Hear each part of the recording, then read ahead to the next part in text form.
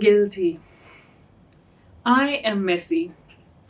And I'm guilty of a messy room throughout my teenage, excusing my laziness back then as aesthetic or organized chaos. Trust me, I do live in an organized chaos. But in my brain, thoughts, relationships, career, and everything else but my room.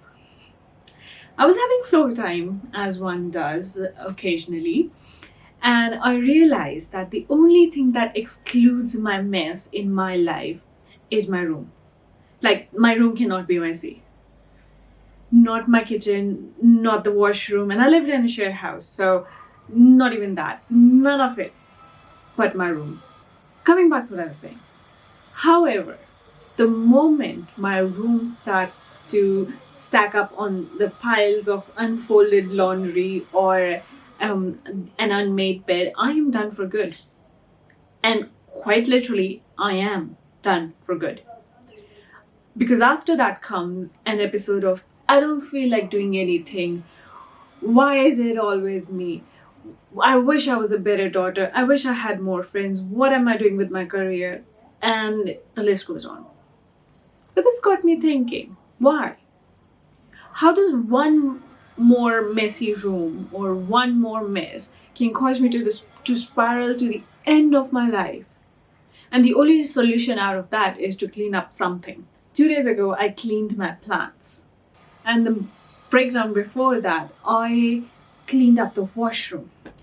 And now I had heard about the messy house syndrome, aka a behavioral disorder where adults are characterized by self-neglect and hoarding as a consequence of difficulty to focus, low motivation, and sometimes even depression. But my case was quite literally the opposite of it. I impulsively declutter. An extreme example of it is my downloads folder on my laptop.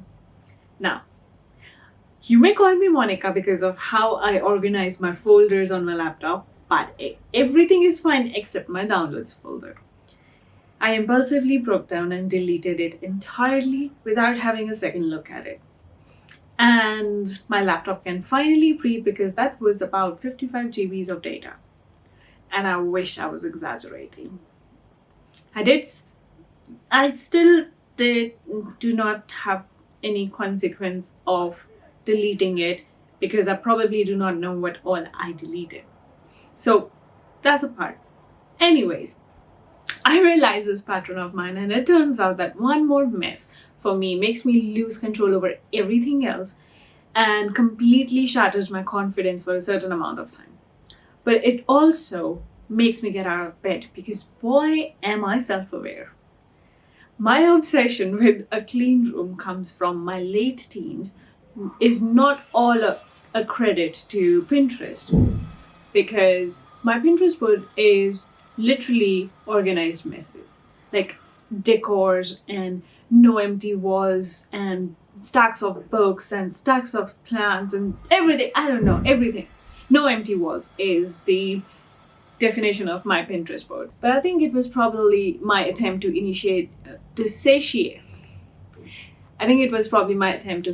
a deeper sense of belonging and a sense of control and a feeling of, okay, I have done this one thing off the to-do list, I can deal with the rest.